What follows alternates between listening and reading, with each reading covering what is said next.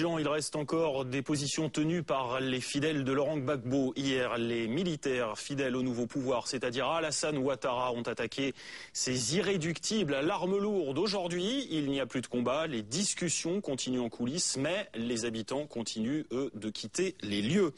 Revenir dans son quartier, dans son village, est-il possible après des scènes d'horreur? La peur est là, celle de voir la plus barbare des violences revenir un jour. Reportage à Duékoué, dans l'ouest de la Côte d'Ivoire, où des centaines de pro-Gbagbo se sont fait assassiner par des pro-Ouattara. Reportage Ulrike Dessler et Paul Albertini. Pour la première fois depuis des semaines, ils retournent dans leur ancien quartier, là où les massacres ont été commis. Dans ce quartier où beaucoup d'habitants ont voté Laurent Gbagbo aux élections, les milices de Alassane Ouattara ont provoqué un bain de sang. C'est deux charniers, à près de 600 personnes. C'était un problème post-électoral, mais à un moment donné, c'était la chasse aux guérés. C'est-à-dire, dès qu'ils sont rentrés dans le quartier, tu es guéré, et puis allez, on tabac, tu es guéré, ainsi de suite. Vraiment, c'est à ça qu'on a assisté. Les miliciens ont pillé et incendié le quartier. Presque toutes les maisons ont été détruites. Aujourd'hui, personne n'imagine revenir vivre ici. Et même si les casques bleus de l'ONU patrouillent dans le quartier, les habitants ne se sentent pas en sécurité.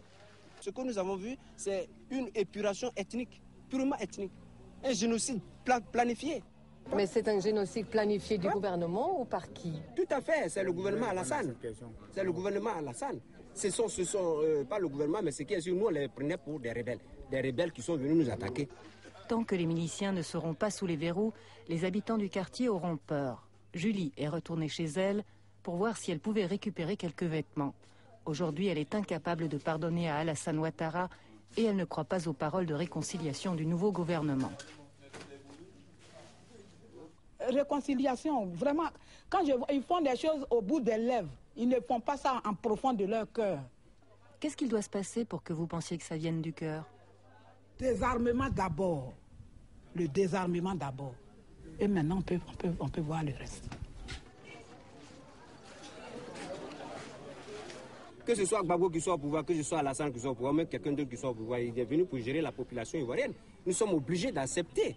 Nous sommes obligés d'accepter de collaborer. Nous allons venir sur il y a la sécurité, il y a la paix. Et nous allons œuvrer tous pour la paix. Ça, il n'y a pas de problème. Malgré le désespoir, ici tout le monde espère pouvoir bientôt rentrer. Le président Ouattara a déjà lancé une commission de vérité et réconciliation. C'est très important parce que lorsque l'homme extériorise ce qu'il ressent comme douleur, ça permet d'atténuer un peu ses souffrances. On fait le diagnostic de ce qui est arrivé pour que cela ne se répète pas. Les habitants du quartier attendent d'Alassane Ouattara qu'il reconstruise leur maison comme un premier signe de réconciliation.